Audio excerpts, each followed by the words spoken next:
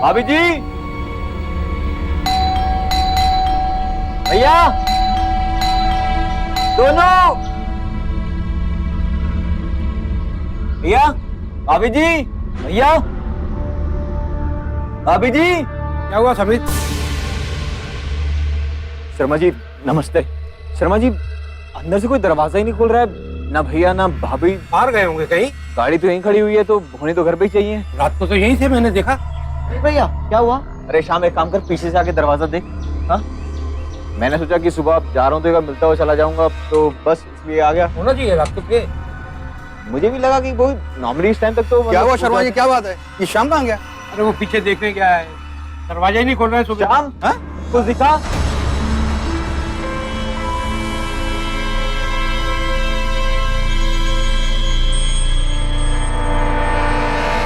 दरवाजा 2-3 मरतबा खटखटाया, घंटी बजाई। समीर भैया, हाँ, घर की बत्तियां तो जली हुई है। लाइट जल रही है अभी तक? सुबह के 10 बज लिए। मैं पीछे देखता हूँ।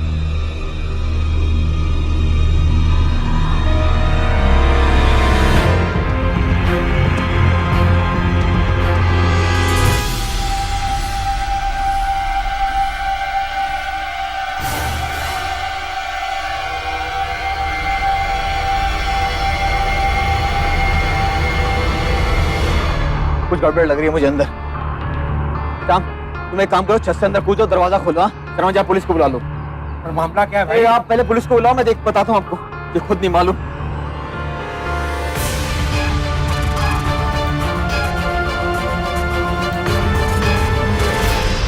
मोबाइल का सिग्नल भी नहीं लग रहा है। वर्मा जी आप देखिए, आपके मोबाइल में शायद सिग्नल आ रहा हो।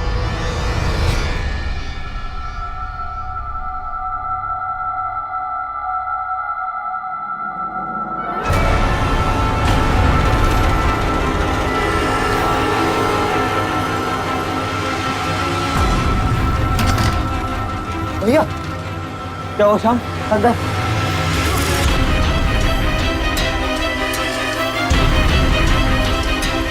भाई साहब, भाई साहब, भाई साहब, भाई साहब उठिए, भाई साहब, भाई साहब उठिए, भाई साहब।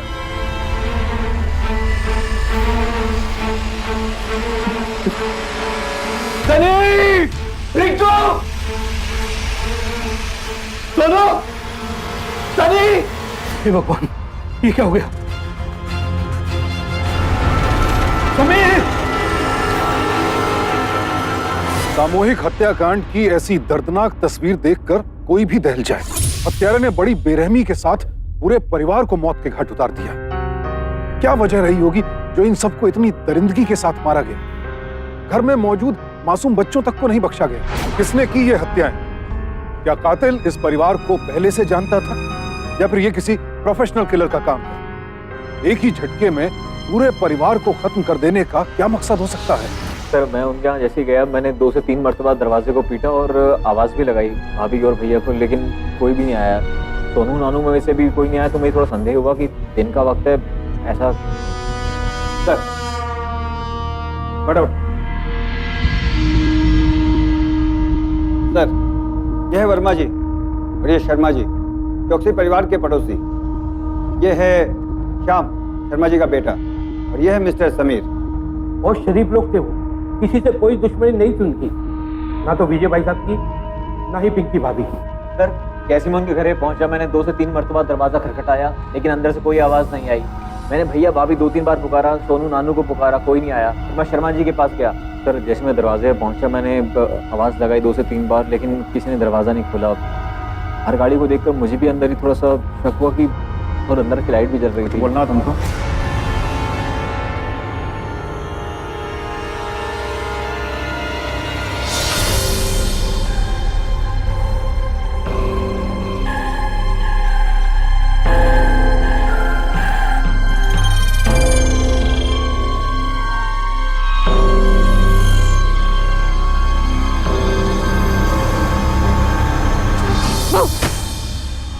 पढ़ाई कर रहा था या मुझे देख रहा था?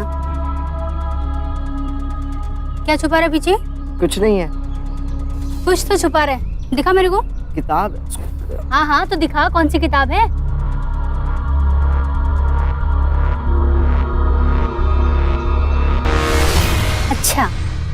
तो किताब में रख के ये किताब पढ़ी जा रही है। बताऊं तेरे पापा को? सॉरी आंटी, ऐसा मत।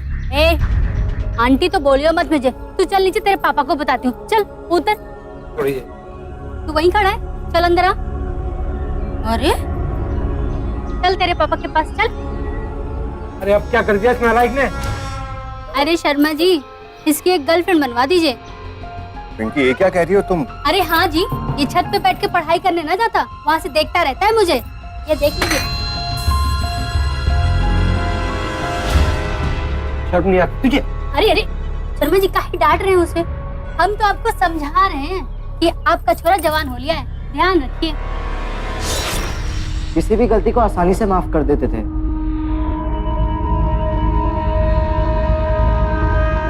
बड़े ही जिंदा दिल इंसान थे चौकसी साहब। अपनी पत्नी की किसी भी बात का बुरा नहीं मानते थे। सर, हस्बैंड और वाइफ दोनों का नेचर बहुत ही अच्छा था। मुझे याद है जब मैं उनसे 1 साल पहले मिला था, वो मेरी कार मुझसे खरीदने के लिए आए थे। 1,20,000 ज्यादा लग रहा है, कुछ कम तो करो। सॉरी सर, मैं इसका दाम कम नहीं कर सकता। क्यों भाई, कोई पार्लियामेंट से ऐसा कोई रूल निकला है क्या? कम नहीं कर सकते आप? सर, मेरी माँ के इलाज के लिए 1,20,000 ही चाहिए। हाँ, बात ठीक है, बट 1,20,000 तो फिर भी। हमने कार ले ली। आप एक काम करिए, आप इनको ना 1,30,000 रुपए दे दीजिए। ठीक है भाई, अब हमारी रानी को ये रथ पसंद आ ही गया है, तो ये डील फाइनल। देश का सबको इंसान थे दोनों, ऐसे इंसान पे कोई हमला क्यों करेगा? ये तो समझ में नहीं आ रहा है। ना कोई चोरी हुई है और ना ही कहीं कोई लूटपाट। फिर ऐसे में कोई क्यों?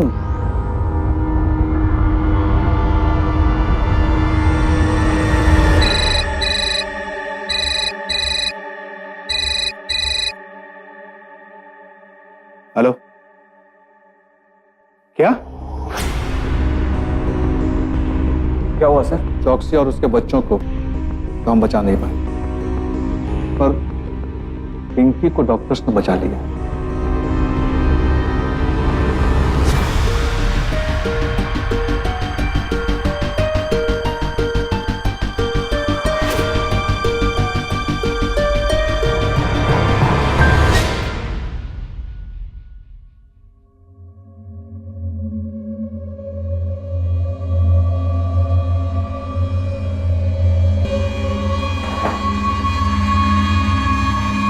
पिंकी जी, पिंकी जी, आपको याद है आपके परिवार पे किसने हमला किया था? याद कीजिए।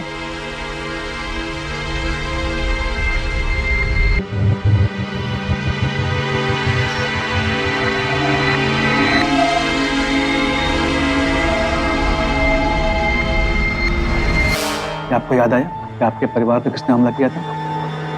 कोई जी, आप प्लीज।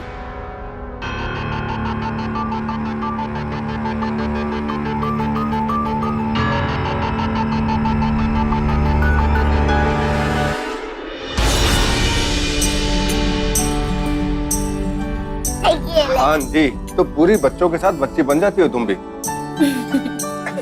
यही तो हमारी दुनिया है। हमारी प्यारी सी बीवी, थोड़ा सा वक्त आप हमें भी दिया कीजिए। हाँ, आज तो हम अपने बच्चों के साथ ही सोएंगे। तो ठीक है, हम भी हमारे बच्चों के साथ ही सोएंगे आज। वेलकम है आपका, है ना? आ जाइए। अब इस टाइम कौन हो सकते हैं? अरे कौन होगा, वो शर्मा ही होगा, और कौन हो सकता है? आता हूँ, देख लीजिए। हाँ वही। चलो बच्चों, सो जाइए। सनी, आप अपने बेड पे जाइए।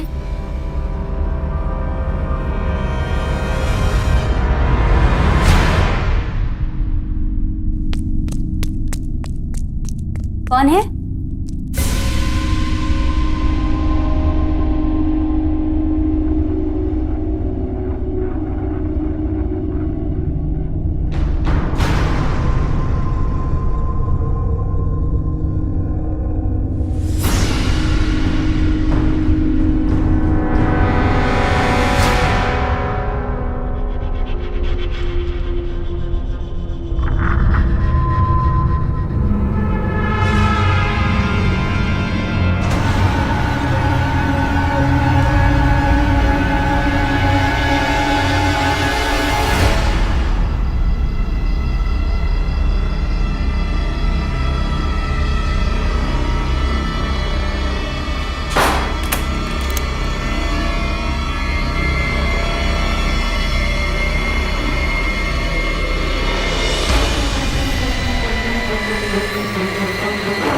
सुनी जी, सुनी जी, कुछ बोलिए ना। कौन है वहाँ? कौन है वहाँ? कौन कौन है वहाँ? कौन है? कौन है? कौन है? कौन है?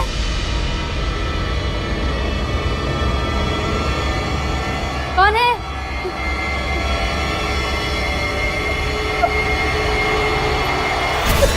पिंकी के बयान के मुताबिक कातिल ने ग्लव्स पहने थे। सर, मेरे ख्याल से इस मर्डर के पीछे किसी प्रोफेशनल किलर का काम लगता है। हमारी बात मान लेते हैं कि यह काम किसी प्रोफेशनल किलर का था, पर राघव, शर्मा, समीर और श्याम के बयानों से इतनी भी नहीं दिखता कि चौकसी परिवार का किसी के साथ भी दुश्मनी था। पर सर, बिना मोटिव के कोई किसी का खून क्यों करेगा? एक काम करो, ये श्याम पे नजर रखो। जी सर। जब इस परिवार से किसी की कोई दुश्मनी ही नहीं थी, तो फिर कातिल का मकसद क्या था? क्या सिर्फ पिंकी को पाने के लिए कातिल ने इतने बड़े हत्याकांड को अंजाम दे दिया? पुलिस का पहला शक श्याम पर है। वजह बड़ी साफ है, इस परिवार को जानने वालों में श्याम ही ऐसा लड़का था जिसकी नजर पिंकी पर थी। उसकी हरकतें भी उसे संदेह के घेरे में लाती हैं। अब देखना यह है कि क्या पुलिस का शक सही दिशा में है या नहीं।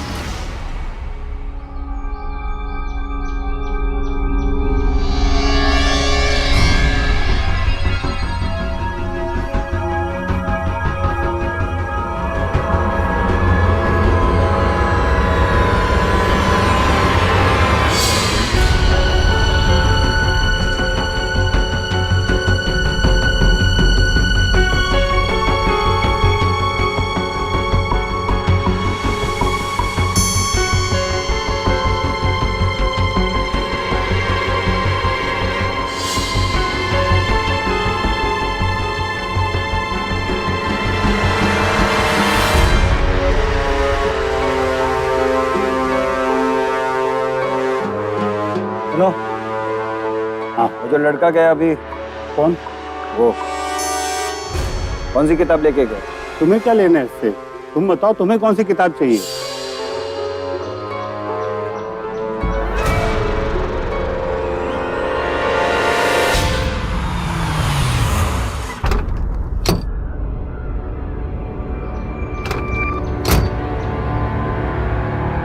आ जाओ बेटा, अब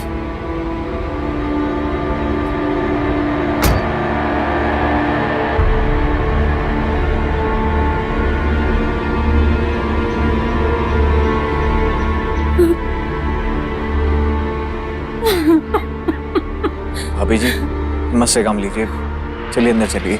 पिंकी, पिंकी, श्याम को पुलिस पकड़ के ले गई। उन्हें शक है कि तुम्हारे परिवार को उसी ने।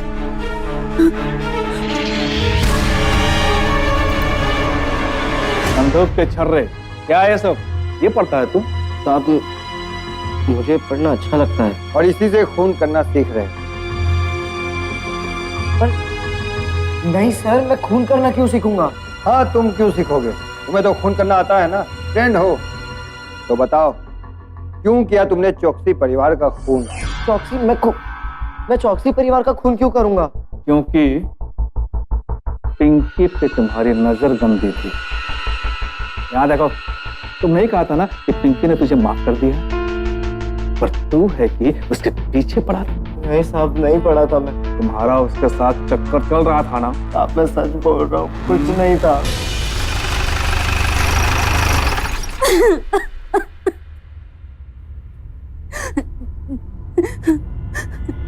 सर, मैं तो सिर्फ बच्चा ही समझती थी, पर ये नहीं जानती थी कि वो गंदी किताबें पढ़ के इतना पागल हो जाएगा कि मेरे परिवार।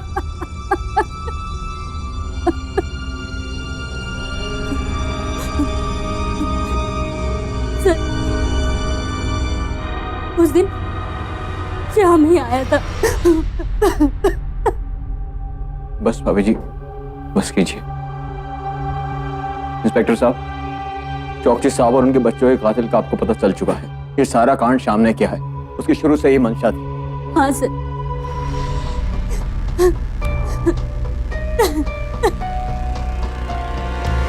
पापा मैं सच बोल रहा हूँ, मैंने किसी का खून नहीं किया है।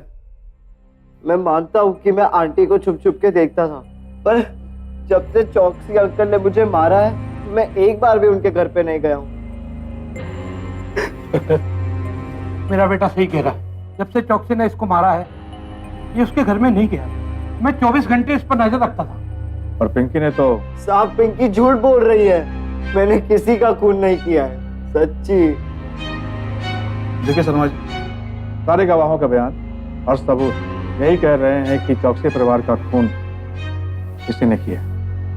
अब इसके पास जुर्म कबूल करने के अलावा और कोई रास्ता नहीं। सारे गवाह, सारे सबूत श्याम के खिलाफ हैं, लेकिन श्याम अब भी इस बात पर अड़ा है कि ये कत्ल उसने नहीं किए। श्याम के पिता का भी कहना है कि पिटाई के बाद श्याम पिंकी के घर नहीं गए। अब या तो बेटे को बचाने के लिए पिता झूठ बोल रहा है, या फिर खुद को बचाने के लिए बेटा ही सच पर पर्दा डाल रहा है। जो भी हो, श्याम का खुद को बेकसूर बताना इस पूरे हत्याकांड पर सवाल खड़ा कर रहा है। कहीं ऐसा तो नहीं कि मास्टरमाइंड कोई और ही है जो अब तक पर्दे के पीछे है। सर, ये रही चौकसी परिवार की पोस्टमार्टम रिपोर्ट। रिपोर्ट के मुताबिक सबका खून एक ही हथियार से हुआ है। सबके जिस्म पर घाव इतने गहरे थे कि सबकी जान एक ही बार में चली गई। पर मिसेस पिंकी बच गई। शायद उस दिन उनके साथ किस्मत होगी। नहीं राघव, पिंकी की जख्म की गहराई उतनी ज्यादा नहीं थी जितनी कि औरों की थी। और सवाल ये उठता है कि एक ही चाकू से सब पे वार किया गया, तो फिर इसकी जख्म की गहराई इतनी कम क्यों? जल्दबाजी में या फिर जानबूझकर? चलो मान लेते हैं एक पल के लिए कि ये खून श्याम ने नहीं किया। तो सवाल उठता है कि ये खून किया कौन? ऐसा कोई आदमी जिसकी चौकसी परिवार के साथ बहुत बड़ी दुश्मनी हो, या फिर कोई ऐसा आदमी जिनको इनके मौत से फायदा हो। एक काम करो, इन सबके कॉल डिटेल्स निकलवाओ। जी सर।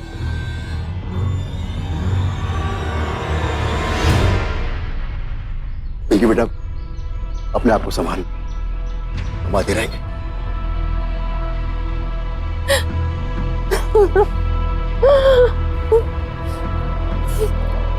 बेटा, घर का जरा ध्यान रखना। बिल्कुल अंकल, इसमें कोई कहने की बात है। ड्राइवर आपको स्टेशन तक छोड़ देगा। इस बीच कोई अगर परेशानी हो तो आप फोन कीजिएगा। जरूर बेटा। अच्छा बेटा।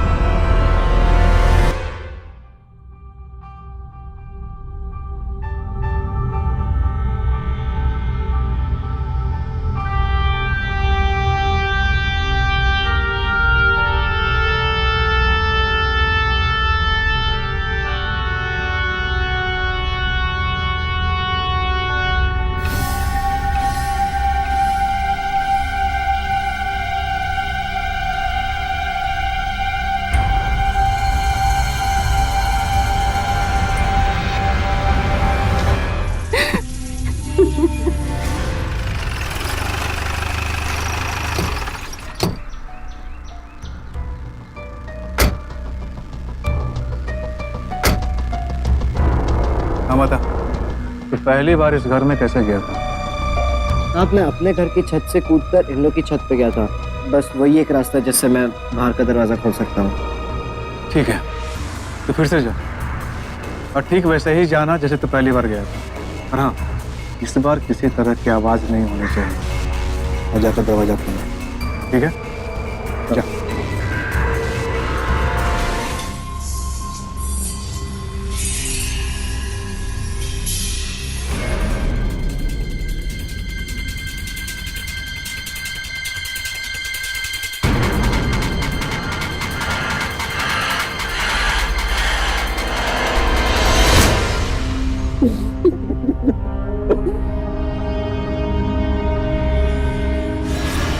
कहानी में विक्रम बहुत उतावला था, तो सब्र नहीं हुआ। और उसे जैसे मालूम चला कि संयुक्ता और उसके बच्चे का कातिल पकड़ा गया, वो फिर से आ गया उसके साथ में रंगरेलियां मनाने के लिए। सर विक्रम और संयुक्ता कौन?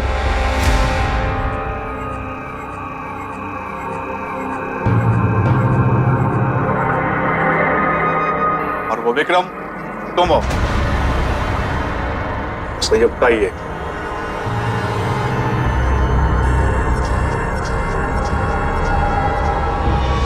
मैंने सबकी कॉल डिटेल्स चेक कर ली। कुछ पता चला?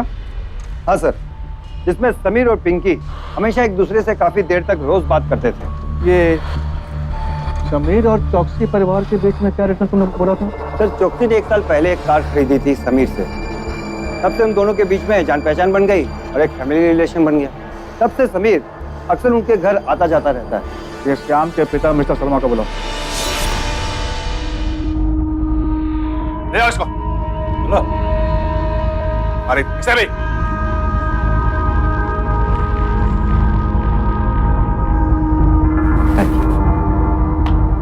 देखो बेटा, ऐसी किताबें पढ़ना बंद कर दो। यह हमारी मानसिक शक्ति को कमजोर बना देती। इस बार तो बच गए, पर जरूरी नहीं है कि तुम हर बार बच जाओगे। कहीं कोई बड़ी मुश्किल में न फंस जाना, ठीक है? ध्यान रखना।